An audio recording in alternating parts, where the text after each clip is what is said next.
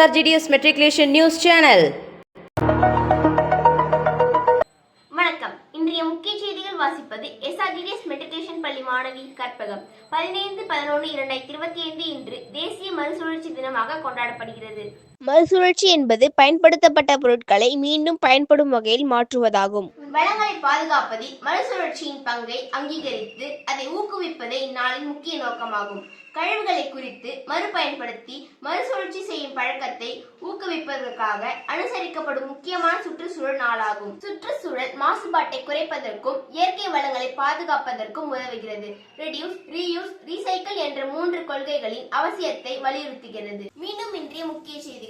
பிரம்மகுமாரி சகோதரிகள் மூலம் இன்று நம் SRGDS மெட்ரிகுலேஷன் பள்ளி ஆசிரியர்களுக்கு புத்தாக்க பயிற்சி அளிக்கப்பட்டது.